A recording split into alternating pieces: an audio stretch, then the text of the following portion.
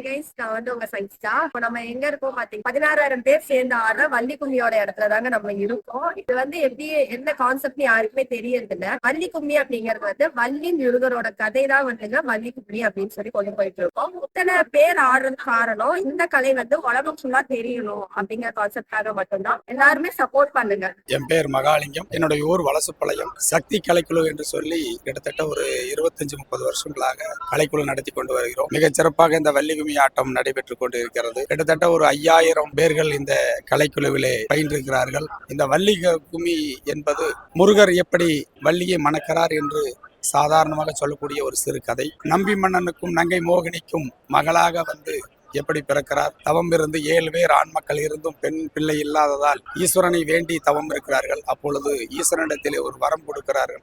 ஒரு பெண் குழந்தை வள்ளி கிழங்கெடுக்கும் புலிதனிலே அவர்களுக்கு கிடைக்கிறது. அந்த குழந்தையை எடுத்து நன்றாக வளர்த்தி அந்த குழந்தையை ஆளுமையாக செய்து காட்டுக்கு கானகத்திலே தங்கள் குலத்தொழிலாக கிளி விரட்டுவதற்காக அனுப்புகிறார்கள். அங்கே நாரத மாமுனி அந்த வள்ளியை கண்டு நமது முருகப்பெருமானுக்கு இந்த வள்ளியை திருமணம் செய்ய வேண்டும் என்று சொல்லி நினைக்கிறார்.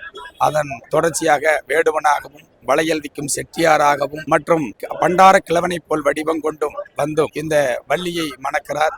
மணந்து வாழ்க்கை நடத்துகிறார்கள். இந்த கதை சுருக்கமாகத்தான் வள்ளி கும்மி என்று சொல்லி இந்த கொங்கு மண்டலத்திலே மிக பிரசித்தி பெற்று நடந்து கொண்டிருக்கிறது. அனைவருக்கும் வணக்கங்க. நான் ஈரோடு மாவட்டம் கோபி வட்டம் புஞ்சை துறையம்பாளையம் கிராமத்திலிருந்து வர்றேங்க.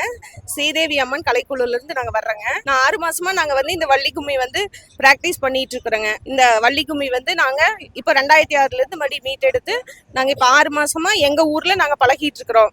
நாங்க ஒரு கிராமத்துல இருந்து இவ்வளவு பெண்கள் எங்களோட பசங்க எல்லாருமே பழகிட்டு இருக்காங்க. கலையை கத்துக்கிற மாதிரியுமே இவ்வளவு பழமையான கலையை நாங்க கத்துக்கிறதுனால எங்களுக்கு ரொம்ப ஒரு மகிழ்ச்சியா இருக்குது. என்னோட பேர் பரமேஸ்வரி. பசுவெட்டி இதுல இருந்து வரேங்க. சென்னிமலை பசுவெட்டில இருந்து வரேங்க. எங்களோட குழுவோட நேம் பாத்தீங்கன்னா நற்பவி பாரம்பரிய கலைக்குழு. எங்களுக்கு பாத்தீங்கன்னா இது நாங்க முருகனுக்காக ஆடுறது. ஸோ நாங்க இதை மனசுல நினைச்சு முருகனை நினைச்சு ஸோ ஏதாவது வேண்டிட்டு நாங்க ஆடினோம்னா எங்களுக்கு சக்சஸ் ஆகுது.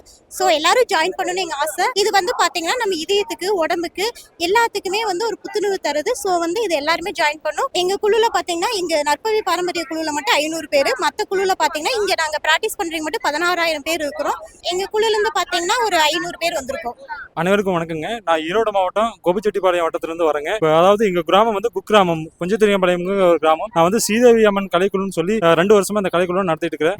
பாரம்பரிய வள்ளி கும்மியோட ஒரு முதன்மையான நோக்கம் என்னன்னா, இந்த வள்ளி முருகன் தெய்வத்தை பத்தி பாடினதை பத்தி அப்படியே வந்ததுனால, இது வழியா வந்ததுனால இது 2000 வருடம் பழமையான கலைன்னு சொல்றாங்க. அது போக பாத்துட்டீங்கன்னா இது இந்த கலையை யார் தான் கத்துக்கணுங்கிறது இல்ல. சின்ன குழந்தைகள் இருந்து பெரியவங்க வரைக்கும் எல்லாமே கத்துக்கலாம். இது பாரம்பரியமான கலை. இந்த பாரம்பரியத்தை நம்ம பேணி பாதுகாக்கிறதுக்காக இந்த கலையை தொடர்ச்சியா நம்ம மேற்கொண்டு எடுத்துட்டு போறோம். வள்ளி கும்மிங்கிறது முருகன் சின்ன வயசுல இருந்து பெரிய வயசு, அதுக்கு உண்டான வயசு, அப்புறம் அவருடைய கல்யாணம் சம்பந்தப்பட்ட ஸ்டேஜ், அது பொண்ணுக்காக போனது. இது மாதிரி ஒரு பாரம்பரியமான அந்த கலை இதுல இருக்குங்காட்டி இது வள்ளி கும்மி பாடலாவும் பண்பட்டு தொண்டு தொட்டா வந்துருச்சு. இதனோட நோக்கம் என்னன்னா, மக்கள் எல்லாருமே பெரும் ஆதரவு கொடுக்கணுங்கிறதா இதனோட நோக்கம். அதாவது இந்த வள்ளி கும்மி இதோட நிக்காத இன்னும் பட்டு தொட்டியெல்லாம் கொண்டு போய் சேர்க்கணுங்கிறதா இந்த கலையோட மெயினான உண்மையான நோக்கமாகவும் இருக்குதுன்னு வச்சுக்கோங்களேன். இது இந்த கலையை இவங்க தான் கொண்டு போகணும் இல்லை, எல்லாரும் பாரம்பரியமா இந்த கலையை கத்துக்கிட்டு இந்த கலையை வளர்த்துக்கிட்டே போகலாம்.